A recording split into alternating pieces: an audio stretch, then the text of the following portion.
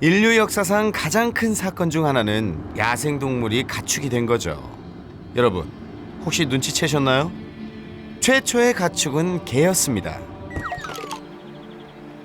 이스라엘 북부 고대의 어느 집터에서 놀라운 유골이 발견되죠. 약 13,000년 전에 살았던 50대 여성의 유골. 그리고 그녀와 나란히 누워있는 것은 개의 유골입니다.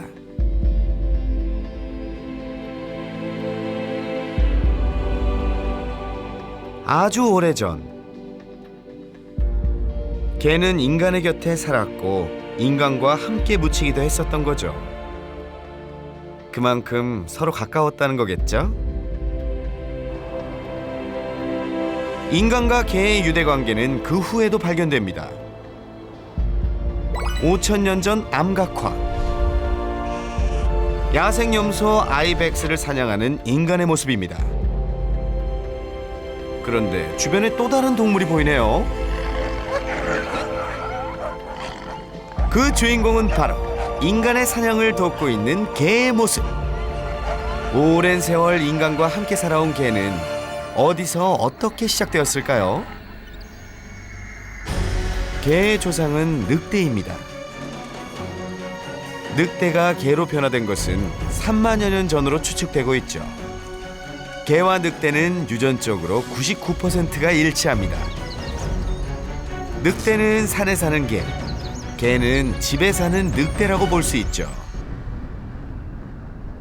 서로 교배도 가능하다는 늑대와 개는 어떻게 다를까요? 북반구 대부분의 지역에서 서식하고 있는 늑대는 개와 달리 곧게 선 귀, 긴 주둥이, 늘어진 꼬리가 특징입니다.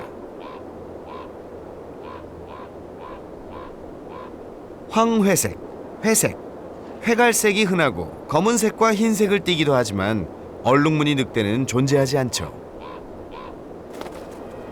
늑대는 무리 생활을 하는 사회적인 동물입니다. 그리고 그것이 녀석들이 번성할 수 있었던 이유죠. 녀석들은 서열이 명확하고 무리의 리더가 존재하죠.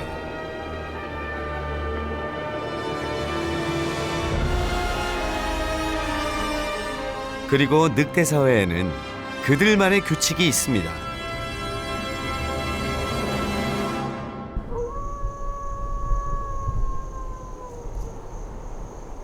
하울링은 늑대들의 소통 방법. 주로 동료들을 부르거나 다른 늑대 무리의 영역에 대한 접근을 경고하죠.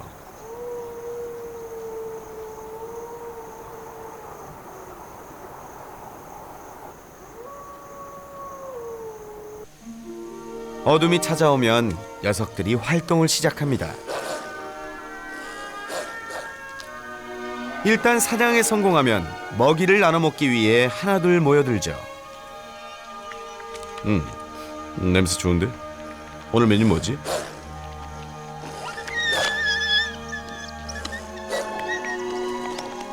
서열이 낮은 녀석은 순서를 지켜야 하죠. 늑대들 사이에서 지위는 절대적입니다. 맛있는데? 다들 조금만 기다려. 내가 다 먹고 줄 테니까 먹지 마. 손대지 마! 대식가인 늑대는 뼈까지 통째로 씹어 먹죠. 인간은 어떻게 늑대를 길들일 수 있었을까요? 그 해답을 얻기 위해 몽골 서부 알타이를 찾았습니다. 알타이는 농사를 짓지 않고 가축으로 생계를 꾸려가는 유목민들이 살아가는 곳이죠.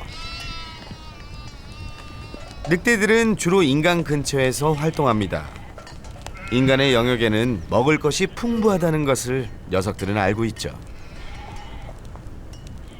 그리고 이곳에 카자흐족 사람들이 살고 있습니다. 이들에게는 전통 방식의 삶이 그대로 남아있죠. 오래전부터 카자흐족 사람들은 가축을 해치는 늑대 수를 줄이기 위해 새끼 늑대를 데리고 와서 키우곤 했습니다. 먼저 갓 태어난 새끼 늑대를 보금자리에서 꺼내와야 하죠.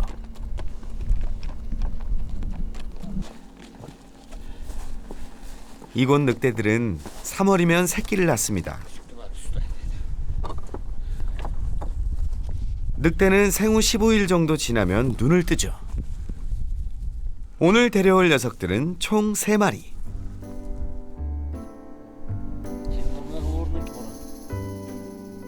눈도 제대로 뜨지 못하는 걸 보니 이 녀석들은 정말 태어난 지 며칠 안 된 것 같죠? 새끼 때의 늑대 모습은 강아지와 크게 다르지 않습니다. 보면 볼수록 정말 귀엽네요. 이 녀석들은 지금 무슨 일이 벌어진 건지 알 리가 없죠. 여기 어디예요? 아저씨들 누구냐고요? 아, 졸린데? 아마 앞으로 새끼 늑대들은 인간을 무리의 일원으로 생각하게 될 겁니다.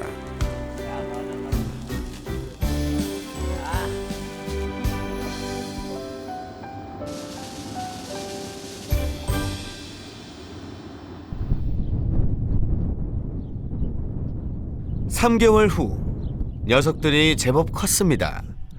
그리고 이제는 늑대의 성향이 조금씩 드러날 때죠.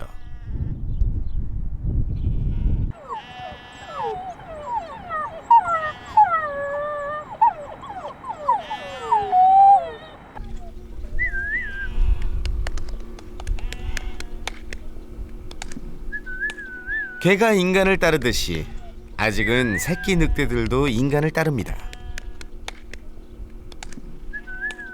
새끼 늑대는 1년 정도 자라면 성체가 되죠. 그때가 되면 지금과는 또 많이 달라질 것입니다.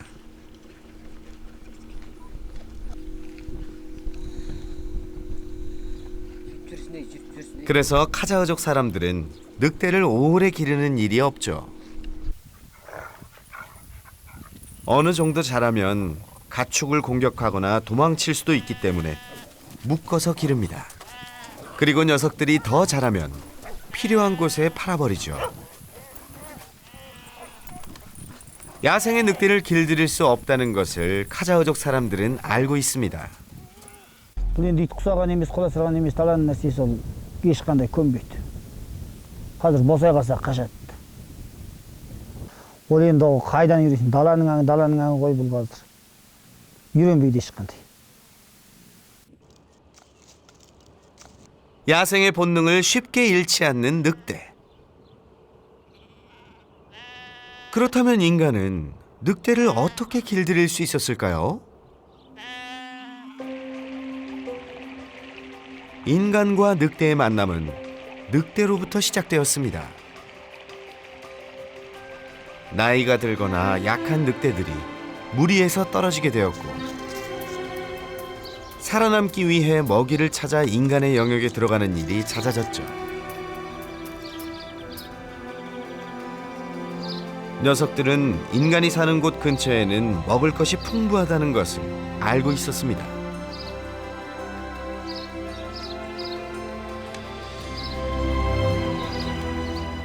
하지만 인간들에게 포식자인 늑대의 존재는 위협적인 대상일 수밖에 없었죠. 처음에 인간들은 늑대를 멀리 쫓아버리려고만 했습니다.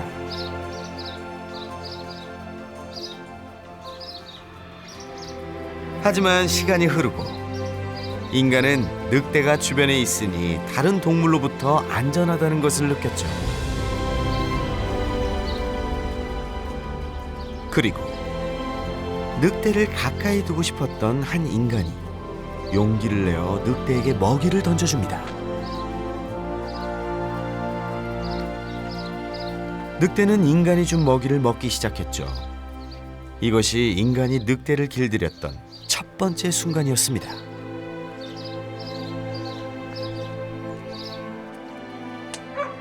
그 후로 인간과 개의 오랜 인연이 시작되었습니다.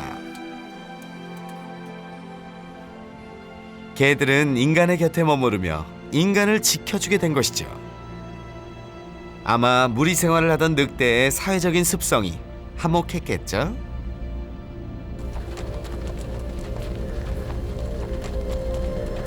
그들은 우두머리 늑대를 떠나 무리의 다른 늑대들과 함께 인간의 동료가 된 것이죠.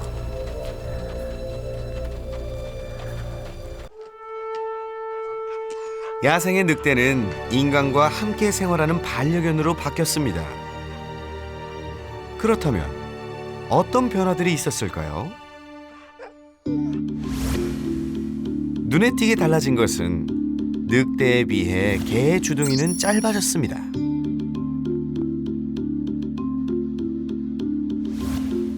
반려견이 되면서 더 짧아지고 안면의 경사도 급해졌죠. 변화된 안면 형태는 우리에게 친숙한 귀여운 모습이 되었습니다. 그리고 점차적으로 뇌의 크기 또한 줄어들었죠. And it's not overall reduction in brain size. Where the reduction in brain size is greatest is not surprisingly in the areas of the brain that control endocrine function, that in turn control behaviors like aggression and wariness. 늑대에서 개로 변화한 과정을 몇십 년으로 단축시켜 본다면 어떻게 될까요? 가축화의 과정을 실험하고 있는 연구소입니다.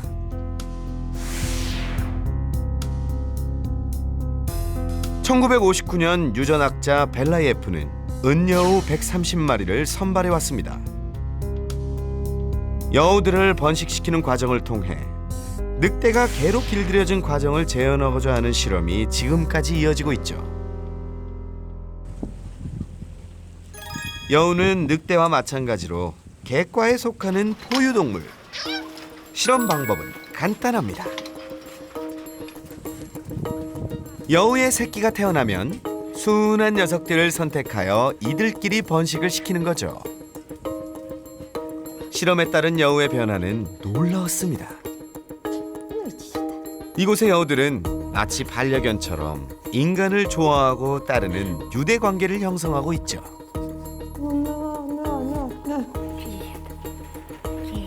50년을 넘게 이어온 여우 실험. 야생에서 볼 수 있었던 공격성은 사라졌고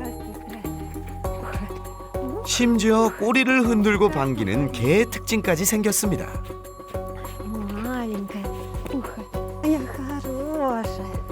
이런 변화는 실험 4세대부터 나타났죠. 곡개성 귀는 처지고 다리가 짧아지는 외형 변화도 나타났습니다. Ну, вот смотрите, вот она радуется, виляет хвостом. Виляет хвостом и издает звуки, которые, ну, трудно себе представить, что вот как бы они что-то другое значат, кроме как вот дружелюбие по отношению к человеку. То есть она зовет, чтобы к ней заглянули, чтобы с ней пообщались. Чего верещишь, маленькая, маленькая?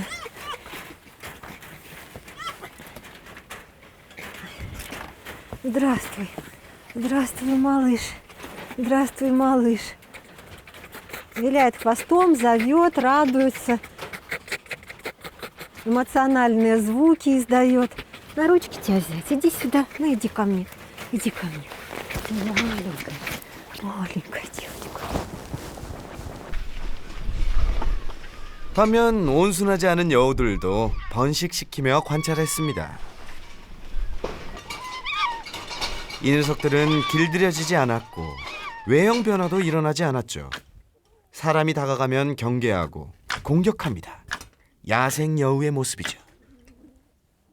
친해질 마음 없어. 알겠어. 알겠냐? 대답. 하라고.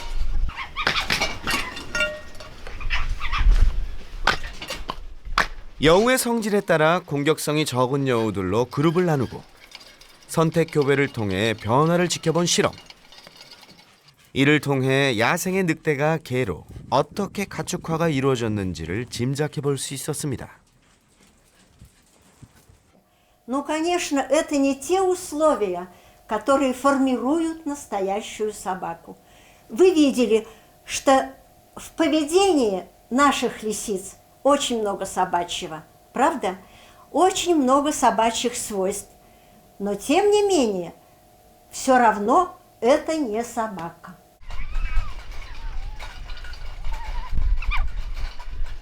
놀라운 결과를 보여준 벨라예프의 은여우 실험에서는 중요한 한 가지가 빠져 있었습니다. 바로 인간이죠. Очень близкая к собаке. Вот чтобы превратить ее в настоящую собаку, мы считаем, их надо выпустить из клетки, чтобы жили они постоянно, как собака, рядом с человеком.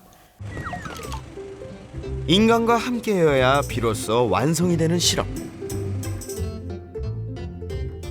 에브기니는 실험실에서 여우를 분양받아 키우고 있습니다. 실내에서 인간과 생활하는 모습이 우리 반려견들과 비슷하죠. 놀라운 점은 반려견처럼 에브기니의 여우가 인간과 소통이 가능하다는 것입니다. 이거 보세요. 정말 잘합니다. Great! Молодец. Молодец. 그뿐만이 아닙니다. 에브기니는 여우와 함께 반려견들의 상징, 산책도 자주 나간다고요.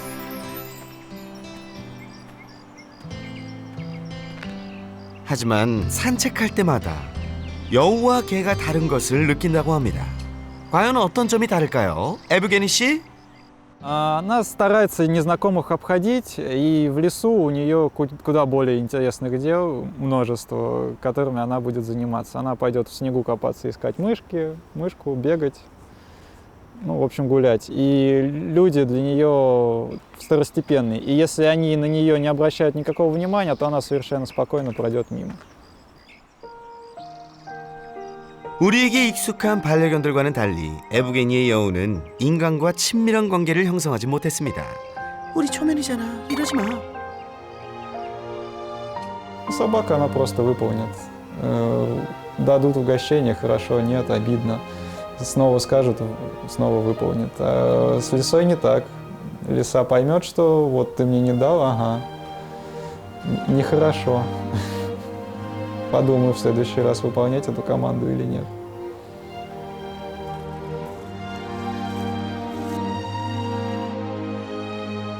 벨라예프 은여우 실험의 마지막 조건까지 충족한 에브기니의 여우.